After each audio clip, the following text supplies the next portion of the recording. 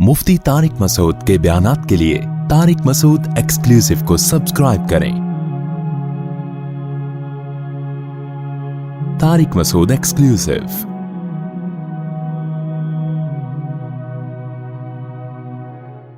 वला तक़रबू मालल यतीम, आपका बाप मर गया और उसकी औलाद में छोटे नाबालिग बच्चे और बच्चियां हैं, तो अल्लाह बड़ों को कह रहे हैं कि उन नाबालिगों की विरासत के करीब भी मत पटकना।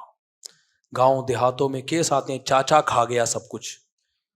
एक शख्स का इंतकाल हुआ, उसके नाबालिग बच्चे थे छोटे, उनको पता नहीं था, चाचा ने सारी जायदाद पे कब्जा किया और अब बच्चों को दे ही नहीं रहा। उसमें बच्ची भी दाखिल, यतीम में बच्ची भी है और बच्चा भी। अल्लाह कहते हैं खाना तो दूर की बात, करीब भी मत फटकना। क्यों? दूसरे मकाम पे फरमाया अगर खाया तो समझो आग के अंगारे खा रहे हो, इतना सख्त जुर्म है ये। आज बास जगहों पे क्या होता है, बड़ा भाई सारी जायदाद पे कब्जा कर लेता है, कारोबार में लगाता है, छोटे को कह देता है तसल्ली रखो मैं हूं ना। ये डायलॉग है। बहनों की विरासत भी नहीं दे रहे, मैं हूं यार भाई, मैं हूं यार, हम सब, अभी हमारी अम्मा जिंदा है, अभी हमारी माँ क्या है, अभी कुछ तकसीम नहीं होगा, अभी हमारी माँ क्या है, जिंदा है। और फिर उनको ईद बकरीद पे कपड़े बना दिए, कुर्बानी का हिस्सा डाल दिया, स्कूल की फीसें भर दी। भाई ये क्या हो रहा है? उसकी 1 करोड़ की दुकान है, वो दो ना उसको। उसके बहरिया टाउन के 3-4 प्लॉट हैं, बोलो ये तुम्हारे हैं। हाँ, कुरान कह रहे हवाले मत करो उनके, क्योंकि नाबालिग है, लोग बेवकूफ बना के माल हथिया लेंगे। रख दो, ये तुम्हारा है। और सूरह निसा में अल्लाह ने कहा उसको बताते रहो, समझाते रहो, बेटा ये तुम्हारा है, हमारा नहीं है, तुम जरा समझदार हो जाओ, फिर हम तुम्हारे हवाले करेंगे। इमाम अबू हनीफा ने उम्मत पर एक और बड़ा एहसान कर दिया कि कुरान ने कहा जब समझदार हो जाए तो दे दो। इमाम हनीफा को पता था कि ये चोर उचक्के किस्म के लोग आएंगे, ये 50 साल तक समझदार होने का इंतजार करेंगे कि बेटा अभी तुम समझदार नहीं। इसलिए इमाम साहब ने कहा 25 साल समझदारी की आखिरी हद है। 25 साल के बाद उसके माल उसके हवाले लाजमी किया जाएगा। समझते हो कि नहीं समझते? उन्होंने कहा 25 साल एंड है। कोई अगर बड़ा भाई नहीं दे रहा ना, ये चाचा कह रहा है कि तुम समझदार नहीं हो, तो उसको मोहलत दी जाएगी। ठीक है भाई 20 साल में नहीं होता, भाई 25 साल में है नहीं है, तेरे बाप को भी देना पड़ेगा। नहीं आई मेरा ख्याल है बात समझ में? तो फिक़ह हनफी में यह है कि समझदारी की आखिरी हद क्या है? 25 साल, उसको लाजमी देना पड़ेगा। और उन्होंने इस्तेदलाल किया कि ये वो उम्र है कि इसमें इंसान अगर बर वक्त निकाह करे ना बालिग होते ही निकाह कर ले, और बेटा पैदा हो टाइम पे, और उसका भी बालिग होते ही निकाह कर ले, तो कम से कम दादा बनने की उम्र 25 साल है। तो कहा वो उम्र जिसमें कम से कम, वो उम्र जिसमें इंसान दादा बन सकता हो अमलन, उसमें भी ये कहना कि समझदार नहीं है, तो ये जो दावा करेगा ना वो खुद समझदार नहीं है। इसका मतलब है समझदार ना होता तो अल्लाह ने उसमें दादा बनने की ताकत क्यों रखी होती है इस उम्र में? समझते हो कि नहीं समझते? ये बिल्कुल ऐसे ही है जैसे बच्चा 15 साल का हो, अब्बा से कहे मैंने शादी करनी है, तो अब्बा कहते हैं ना बच्चे हो। सवाल पैदा होता है जब इसमें शादी की ताकत पैदा हो गई, औलाद पैदा करने की ताकत पैदा हो गई, तो अब्बा आप गलत कह रहे हैं, अब ये बच्चा नहीं है। बच्चा वो होता है जो बच्चा पैदा ना कर सके। जो बच्चा पैदा करने की सलाहियत हो गई तो वो कहां से बच्चा है? कितनी जबरदस्त दलील दे दी ना आपको ठीक है, अब्बा के खिलाफ। लेकिन एक बात अब्बा के हक में, वो ये कि शादी अपने खर्चे पे है, अब्बा के खर्चे पे, अब्बा को जबरदस्ती नहीं कर सकते। तो अल्लाह ने फरमाया वला तक़रबू मालल यतीम। तो इसलिए मेरे भाई कहीं भी विरासत के थोड़े बहुत गड़बड़ चल रही है, यतीम आपका कोई नाबालिग है, यहाँ तक कि प्रेगनेंसी हो ना, अगर 1 दिन की भी औरत को, बेवा को, तो उस प्रेगनेंसी के लिए भी विरासत को रोका जाएगा। लड़के वाला हिस्सा रोका जाएगा कि अगर लड़का है तो फिर इतना, लड़की है तो फिर उसमें से आधा कम करके डिवाइड कर दिया जाएगा। आजकल तो कोई है ही नहीं हिसाब किताब। और 30, अच्छा माएँ भी जुल्म करती हैं इसमें, बहुत केसेस आ रहे हैं, माएँ खा जाती हैं नाबालिग बच्चों का हिस्सा। बहुत, मैं जितनी बातें कर रहा होता हूँ ना, ये आंखों देखी होती हैं, सही है ना, किताबों की पढ़ी भी बहुत कम होती हैं, आंखों की देखी भी होती हैं। केस आते हैं, हम तो फतवे का काम कब से कर रहे हैं ना। मैं 2000 में फतवे का काम मैंने शुरू किया था, लोग आते थे मसाइल पूछते थे, रिटर्न में भी ज़बानी भी, और अब चल रहा है 2024। 24 साल में कितने केसेस मेरे पास आए होंगे? उसमें बहुत दफ़ा ये केसेस आए हैं कि हमारी बहनें हैं, नाबालिग हैं, अम्मा जो है हमारे अब्बा की विरासत तकसीम नहीं करने दे रही, सारी विरासत पे किसका कब्जा है? वालदा मोहतरमा का। اس وراثت سے بڑی والی فلانے کی شادی کر دی انہوں نے, فلانے رشتہ داروں کی دعوت کر دی. میں کہتا ہوں اماں سے بولو کیا کر رہی ہو؟ اللہ میاں نے جو کہا ہے نا, جو یتیم کا مال کھاتا ہے آگ کے انگارے, وہ سب کو کہا ہے, اس میں ماں باپ کا فرق نہیں رکھا. سمجھتے ہو کہ نہیں سمجھتے؟ اس میں ماں باپ کا فرق نہیں رکھا. نابالغ بچے کا مال کھانا زیادہ بڑا جرم ہے. تبھی علماء نے لکھا ہے کہ بچوں کو جو عیدی دیتے ہیں نا, عیدی, اس میں نیت کیا کریں ان کے ماں باپ کو دے رہے ہیں ہم, تاکہ بچہ اس کا مالک نہ بنے. پکڑا اس کو رہے ہیں استعمال کے لیے, مالک کس کو بنا رہے ہیں؟ کیونکہ اگر بچے کو آپ نے عیدی پکڑا دی اور مالک بنا دیا, اب اس سے کوئی بھی وہ مال ماں باپ بھی نہیں لے سکتے. لیں گے تو قرض کے طور پہ لیں گے کہ ہم نے ریٹرن کرو, اور کوئی اور تو قرض کے طور پہ بھی نہیں لے سکتا. سمجھتے ہو؟ بچے کے حکام اسلام میں بہت زیادہ سخت ہیں. نابالغ بچے سے آپ خدمت بھی نہیں لے سکتے. سمجھ رہے ہو کہ نہیں سمجھ رہے؟ آج گلی محلے میں بچے جا رہے ہیں, ایک پاؤ دہی لے, انٹیاں بہت لے رہی ہوتی ہیں کام, بیٹا ادھر آنا, ذرا بیٹا ایک پاؤ دہی لے کر آنا.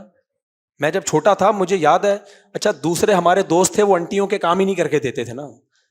مجھے یاد ہے جب میں چھوٹا تھا نا, 10-12 سال عمر کے, میں جا رہا ہوتا تھا, ہمارے دوست بھی کسی انٹی نے بولا بیٹا ادھر آؤ, وہ دوسرے نا گھننے بن جاتے تھے, ایسے سنا ہی نہیں, یوں روبوٹ بن کے سیدھے. اب مجھے تھوڑی شرم آتی تھی, میں جاتا تھا, ایک پاؤ دہی لے کر آیا. دوسری انٹی بیٹا ذرا وہاں سے چمونی آپا کے گھر سے وہ ذرا گھی لے آنا تھوڑا سا. تو خوب مسئلہ سمجھ لو.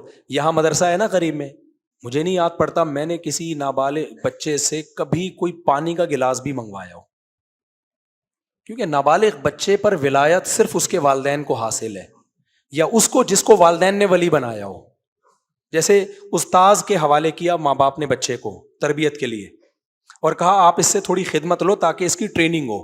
تو اس میں چونکہ بچے کا فائدہ ہے, اور صرف فائدہ برائے نہیں, ماں باپ کی اجازت بھی ہے, تو پھر ٹیچر اتنی خدمت لے سکتا ہے جتنی اس کے بچے کی تربیت کا اس سے تعلق, اور تربیت ہی کی نیت سے کہ تاکہ اس کو ٹریننگ ہو. اور اس میں ماں باپ کی پرمیشن کیا ہے بولو؟ ضرور. یہ نابالغ کی بات کر رہا ہوں. اور اس میں بھی اتنی زیادہ خدمت لینا کہ تربیت سے زیادہ خدمت کا عنصر آ جائے اس کے اندر, وہ پھر جائز نہیں ہے. تو اس کے الگ احکام ہے, کبھی ہوا تو ڈیٹیل سے انشاءاللہ بیان کروں گا. آج یہ بڑا مسئلے خراب ہوئے ہیں آج کل, ہر چیز میں ہی الٹے چل رہے ہیں ہم لوگ. تو ماؤں کے لیے بھی جائز نہیں ہے کہ وہ بہنوں کی, بیٹیوں کی وراثت کھا جائے. بعض مائیں بیٹیوں کی طرفداری کرتی ہیں, سارا رکھ لیتی ہیں, بیٹوں کو نہیں دے رہی ہوتی. بعض بیٹوں کی طرفداری کر رہی ہوتی ہیں, سارا بیٹوں کا ہے, بیٹیوں کا نہیں ہے. تو غلط ہے بھائی, یہ پھر ظلم ہوگا. اس کا اماں ہونے کا ناجائز فائدہ نہیں اٹھا سکتی. اماں کو چاہیے جو وراثت ہے 2 بچ, شاباش. اماں کہتی ہیں میں کہاں جاؤں گی, میں ماں نہیں ہوں, ابھی باپ کا کفن میلا نہیں ہوا تو میں وراثت کے وہ ہے نا حصے بخیے شروع کر دیے. یہ بعض ماؤں کے, جو میرا بیان نہیں سن رہی, ان کے تانے ہوتے ہیں. جب آپ اللہ نہ کرے سب کے ماں باپ کو اللہ سلامت رہے, گھر میں کوئی میت ہو گئی نا, 3 دن کے بعد آپ نے کہا چلو اب وراثت کا کرتے ہیں, کیونکہ وراثت میں شریعت کا حکم ہے جلدی تقسیم کرو, دیر نہیں کرو. آپ نے کہا بھائی لاؤ بھائی سب کا جب کا حصہ ہم کر کے دیکھ لو, ابھی کفن میلا ہوا نہیں, ابھی سے سب تمہارے باپ کا جتنا ہے نا یہ سب میرا ہے. یہ سب کس کا ہے؟ میرا ہے. خبردار, چپ کر کے بیٹھ جاؤ آرام سے. تو ایسے موقع پہ آپ نے چپ کر کے نہیں بیٹھنا. اپنا حق چھوڑ سکتے ہو, دوسروں کا حق. اب بولو اماں میں نے ماں کی ممتا میں آ کے اپنی 1 کروڑ بنتی تھی وہ آپ کو دے دی نہ, اپنی دے سکتے ہو بھائی, دوسروں کا حق نہیں مار سکتے. اپنا کوئی بھی نہیں دیتا اماں کو. تو اماں کو بولو اماں آپ بہت ہمارے لیے, ہم نے آپ کے سامنے آج تک اف بھی نہیں کیا کہ اللہ کا حکم تھا, تو اب وراثت بھی کس کا حکم ہے؟ اللہ کا حکم ہے, تو وہ تقسیم ہوگی. اس طرح کر لیا کرو, ٹھیک ہے نا. کیونکہ لوگ انتظار کرتے ہیں اماں کا جب انتقال ہوگا تو جا کے. اب اماں کا انتقال میں بچیاں بڑی ہو گئیں, ضرورت اس وقت تھی, اور کیش رقم تو پڑے 10 سال بعد اللہ نہ کرے اماں کا انتقال ہوا, تو 10 سال بعد وہ 10 لاکھ 10 روپے کے برابر نہیں ہوں گے.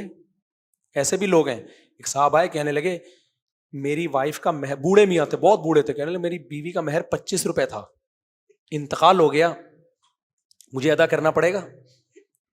میں نے 25 روپے میں تو گٹکا نہیں آتا, وہ کیا مطلب 25 روپے؟ کہہ رہے وہ 1900 پتہ نہیں 55 میں 50 میں کہیں شادی ہوئی تھی.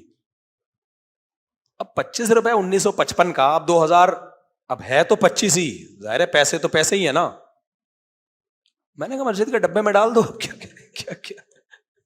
کیا ہے قبر پہ رکھ دو, کوئی بھی کوا کھا جائے گا, اٹھا کے لے جائے گا, کوئی ریوڑی خرید کے رکھ دو قبر پہ. تو میں نے کہا بھائی یہ کیا آپ نے کیوں نہیں دیا اتنا عرصہ؟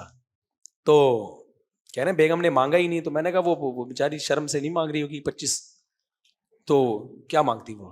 خیر میں نے کہا وراثت میں ہی ہوگا, جو اماں کے وارثین ہیں 1/4 آپ کا ہے, 25 میں سے آپ ایسا کرو 25 کو 4 سے تقسیم کرو, کچھ اشاریہ میں جواب آئے گا وہ آپ رکھ لو, باقی بیٹے بیٹیوں میں تقسیم کر دو.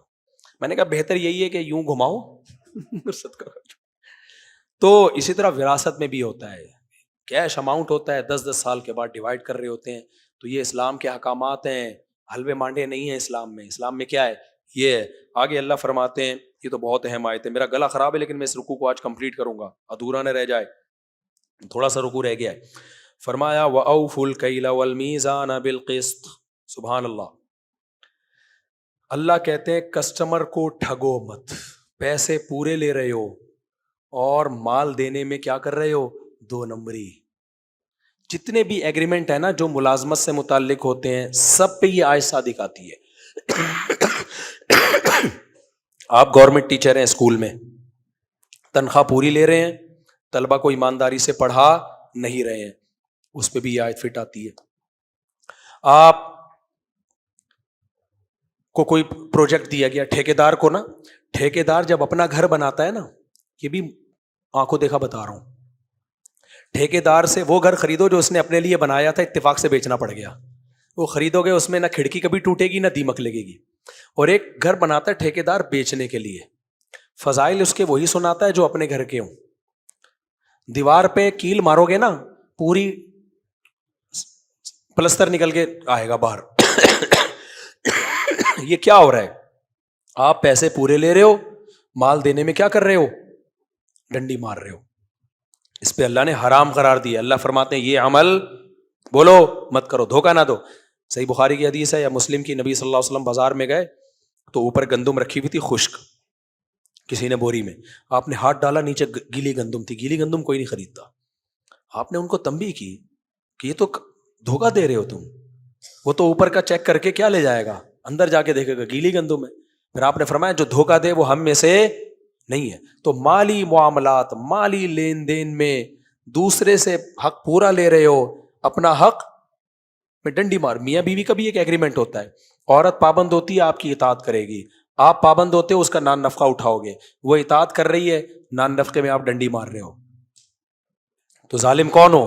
اسی آیت کے تحت آپ نان نفقہ پورا دے رہے ہو, وہ اطاعت میں ڈنڈی مار رہی ہے, وہ بغیر بتائے آپ کے گھر سے ہمیشہ نکلی رہتی ہے, آپ بلاتے ہو آتی نہیں ہے, فون کر رہے ہو کہاں چلے گئے, میرا موڈ ہے, میں ایکچولی میں اسٹائل آج کل یہی چل رہا ہے مارکیٹ میں آزاد ہوں. ایک میاں بیوی کا پھڈا ہوا, بیوی کہہ رہی ہے, شوہر کہہ رہے مجھے بتائے بغیر چلی جاتی ہے. میں نے کہا آپ کیوں جاتی ہیں بغیر بتائے, آپ پر لازم ہے شوہر کی اطاعت کرنا. کہہ رہے یہ بھی تو بغیر بتائے جاتا ہے مجھے. میں نے کہا دیکھیں یہ بغیر بتائے اس لیے جاتا ہے کہ رخصتی آپ کی ہوئی ہے, اس کی نہیں ہوئی ہے. آپ اپنے ماں باپ کو چھوڑ کر اس کے گھر میں باؤنڈ ہوئی ہو, یہ تو جیسے پہلے تھا ویسے ہی ہے.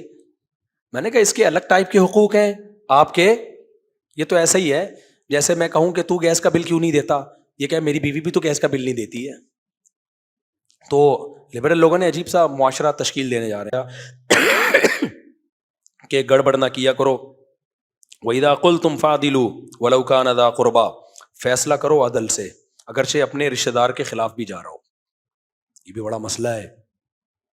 آپ کی قوم ظلم کر رہی ہے, آپ فیصلہ اپنی قوم کے خلاف کرو گے, قوم پرستی میں قوم کے حق میں نہیں جاؤ گے. آپ کے رشتہ دار ظالم ہیں, آپ ابھی میرے کیس آیا میرے سامنے, ہمارے ایک رشتہ دار تھے, ایک رشتہ دار نہیں تھے, تو الحمدللہ میں نے اپنے رشتہ دار کے اگینسٹ فیصلہ کیا ہے, اپنے رشتہ دار کے اگینسٹ فیصلہ کیا ہے. تو آپ کا فیصلے میں یہ نہیں دیکھنا کون رشتہ دار ہے اور کون رشتہ دار نہیں ہے, جو بات عدل کی ہو وہ کرنی ہے. آگے اللہ فرماتے ہیں وَبِعَهْدِ اللَّهِ أَوْفُوا, اللہ سے جب معاہدہ کر لو تو اس کو پورا کرو. اور آگے اللہ نے فرمایا